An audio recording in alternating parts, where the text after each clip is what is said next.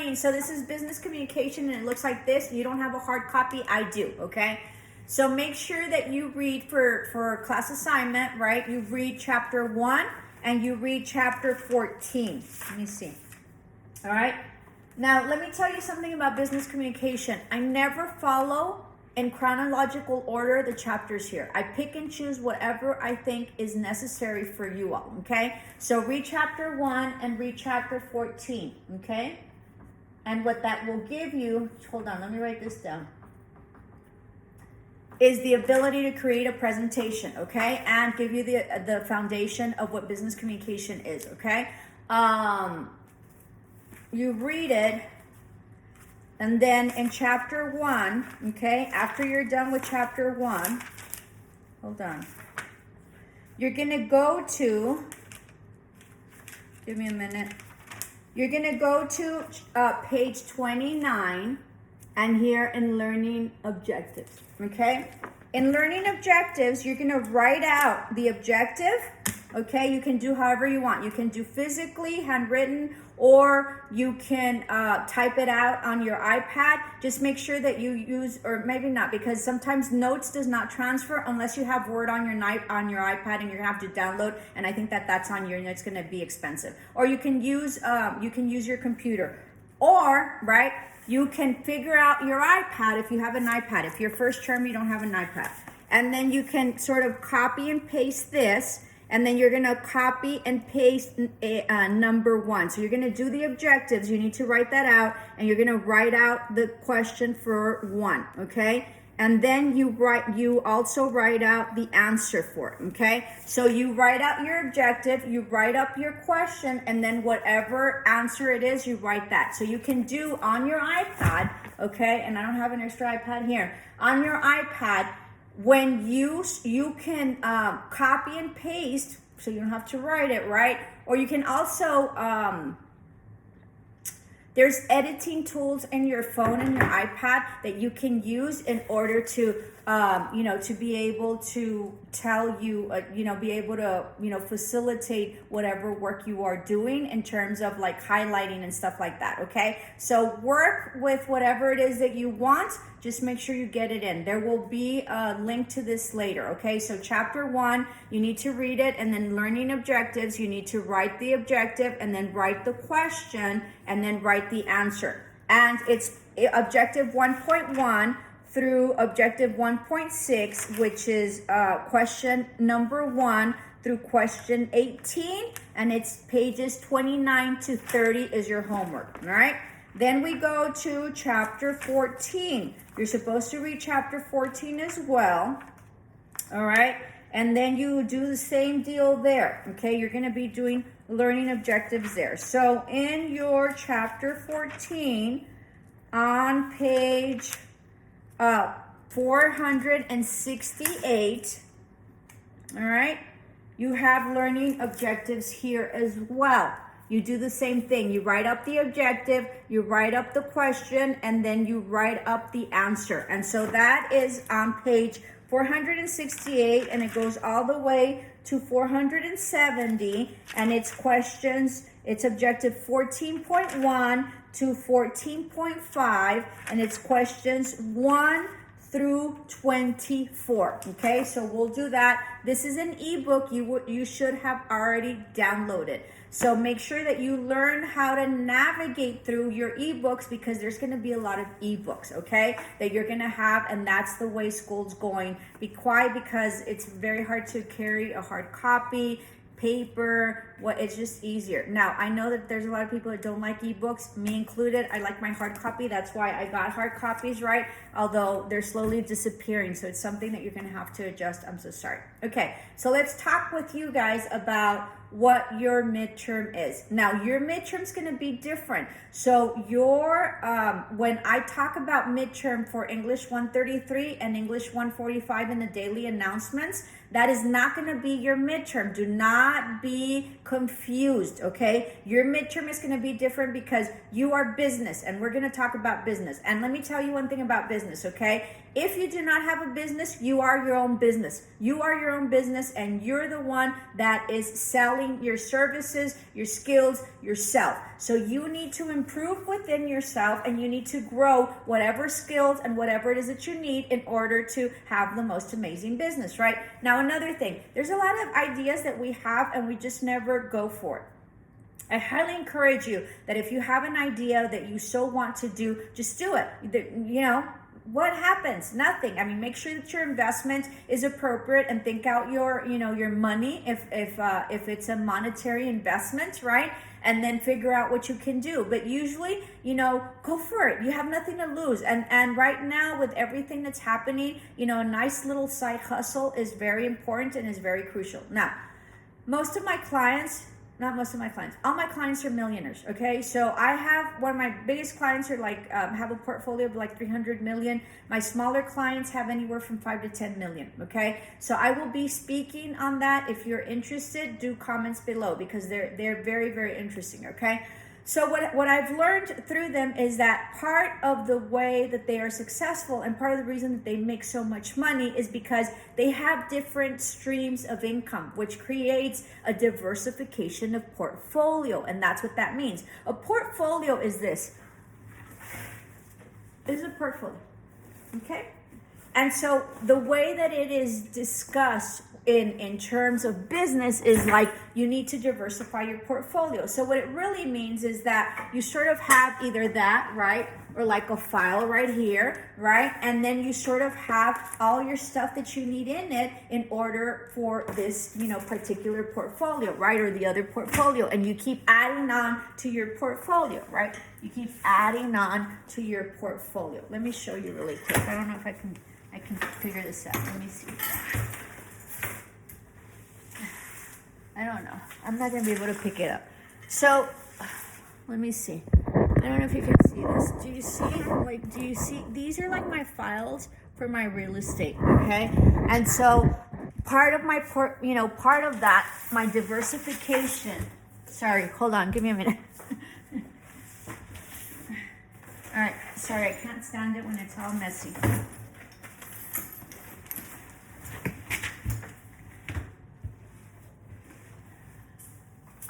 Okay, sorry. So part of my diversification, okay, is this, okay? I'm a teacher, right? Right now. I retired as a high school principal because that was my career. Sometimes you have careers and you don't have time for anything. Right now, I have time and my children are grown. So that's huge, okay? But the longer you wait, the harder it gets. And I didn't know any better, so it is what it is, right? So I was a high school principal, retired, took early retirement, just for all sorts of reasons. We can discuss that later. I just had to leave in the end, okay? And so I took early retirement. I really didn't want to do school anymore, but then I got back to teaching because I was growing my business, okay? I was growing my business for real estate, and so I am solely based on commissions, okay? And so for those of you who don't understand commissions, is that you provide a service.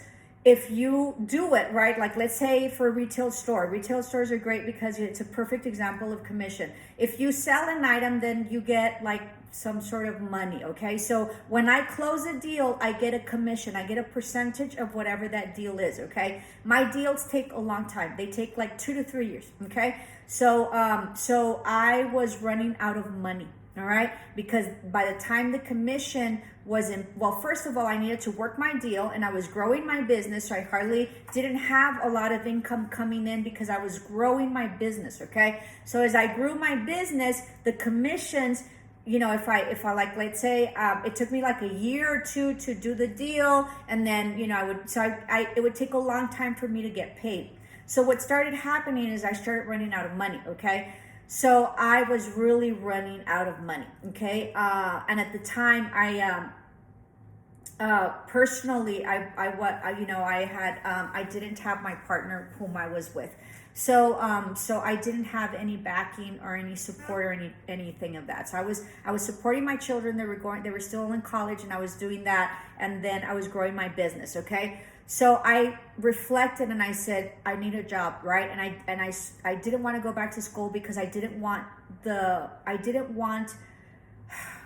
positions that I had had before because they take so much of me, and I was ready to, and I was growing my business, so I needed something that I was able to sort of do, right, while I could grow my business, but that I could acquire money to be able to stabilize my financial aspect of my life, okay? So what happened is that I was meditating one day and I was praying like crazy because I was running out of money and I needed money. When my son was still in school, I was still supporting my kids. I needed money, okay? So what happened is that I said, well, go back. And I had a couple of people that are very good friends that said, well, why don't you go back to school? You know, means not that I studied, but to as a career. And I didn't want to because I didn't want to have the positions that I had before because they were too consuming of my time, and I couldn't afford the time because I needed to put in the time for my business, which was my real estate, okay? And I needed to grow my business. So then they told me, no, not as an administrative, but as a teacher. And I said, oh. I said, but it's going to confine me to specific time frames. They're like, no, go to university, okay? So I thought about it, and I said, that is a perfect example. So as I thought about the idea, I developed it, right? So several things. The more degrees and the more skills you have, the more diversity and the more opportunities you have, right? I had my master's, I had my career set, but I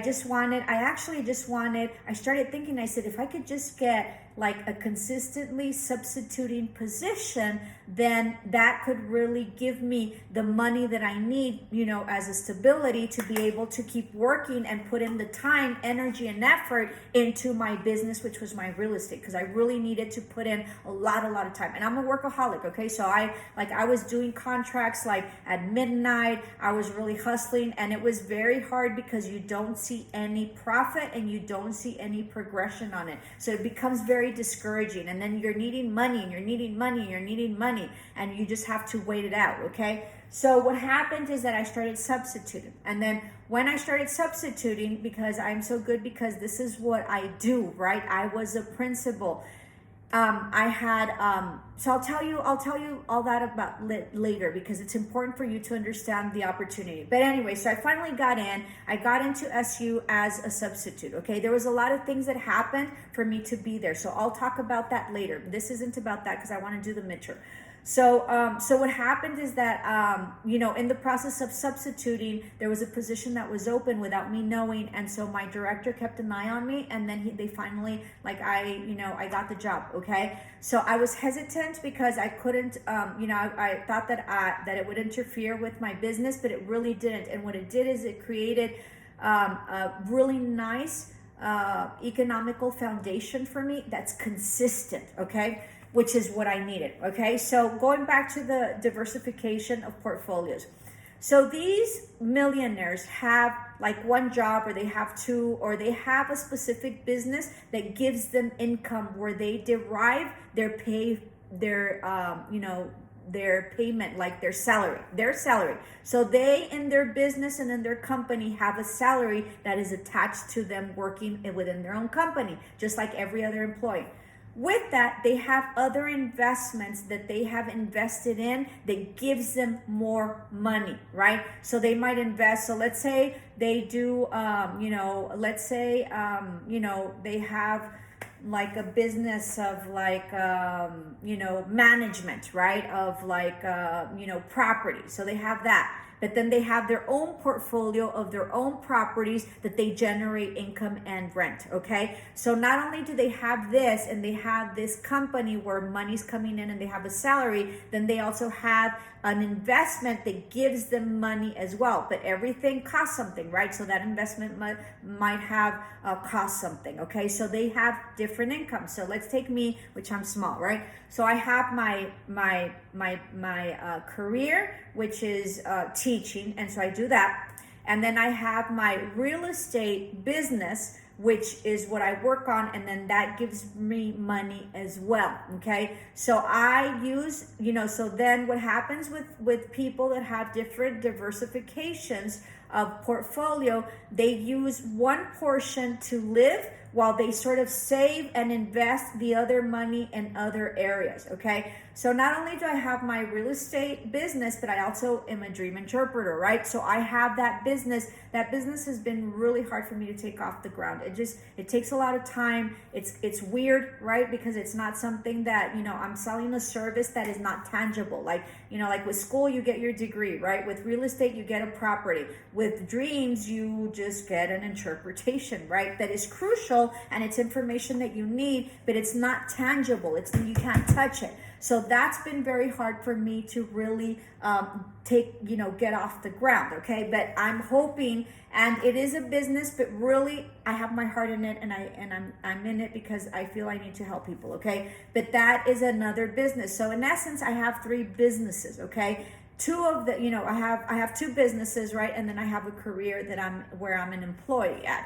So I'm deriving different incomes from different portfolios and different things that I do. And so that's how millionaires make their money, right? That's why they have different streams of income. So having said that, if you have an idea, plan out your idea, think about it, figure out what you need to do, and then just go for it. Be willing to take the risk. Risks are high, and they're significant. Some are and some are not, right? Like my dream interpretation, the risk is my energy and my time, right? And so, which means that it's taking time away from my real estate, and it's taking time from my career, which is teaching. If I don't watch it and I put in a lot of time, then I'm gonna be risking, being effective in these other 2 endeavors that I have. So I have to make sure that even though I'm putting in, time and money into my dream interpretation, that it doesn't hinder my other very stable portfolios, diversification of portfolios that I have. Okay. So very, very interesting. So I highly encourage you, if you think you have an idea, or you want a business, or you've been thinking a lot about a business for years, just do it. Okay. Which leads me to my midterm. Your midterm is going to be, and this is the first time I do this for this. I used to do it for math, but I want you all to do it. Your midterm is going to be 7 to 10 PowerPoint presentation, okay, that you're going to upload for midterm, and you're going to be studying a business, all right? You're going to tell me within that business who the owner of the business is, what it is that their product is, okay? If they are traded, which means that they're part of the stock market. Some of the businesses are not part of the stock market, okay? Which means that they are not full owners. They have shares. We'll talk about stock markets later, okay? You need, if they are a public entity, traded company, which means that they're part of a stock market, then you have access to all sorts of expenses, operating expenses. What is their operating expenses? What is their net income? Okay. What is it that they have? Like Disney has streaming, it has the parks, it has, the all those little things that they sell, the little monitos, the little characters and stuff like that. And then they have royalties on their movies, right? So you would tell me what their diversified portfolio is, and what their, annual income is, how much they are worth.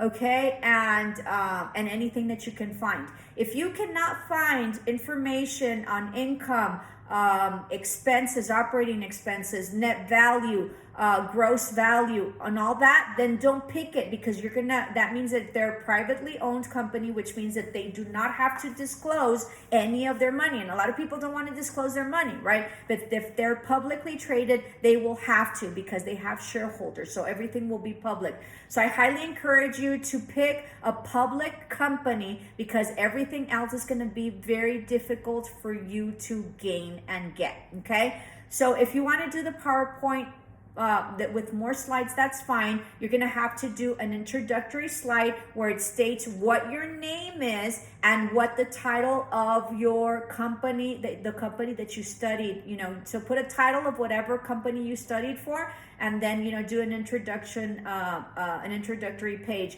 Your last slide is gonna give me, APA style, not APA style. You're gonna, your bibliography, not your APA styles. I'm so sorry. You're gonna give me your bibliography, and you're gonna state all your sources on your last slide.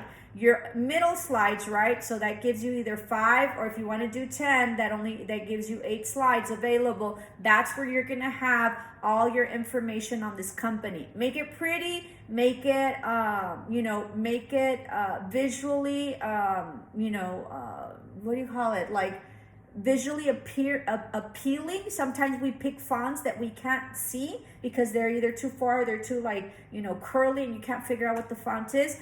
Put in some pretty stuff in there in terms of clip art or something. Like if you're doing Disney, it'd be nice to see what the little characters are or whatever. So this is your deal. You make it however it is, and it really is about understanding how companies you work, how it is that they're structured, and what it is that that they got to where they got. Oh, I want a little history on the company, like who were the owners, who's the one that started it, how is it that they started, and why is it they started. You will see a common denominator in amazing companies and really big companies. I want you to figure that out, and we will discuss that in our classroom discussion. Why is it that they're so successful? Why do you think, and what is it that that propelled them to be able to take a leap of faith and risk whatever it is that they had or not, and and go on to this endeavor of being an entrepreneur. So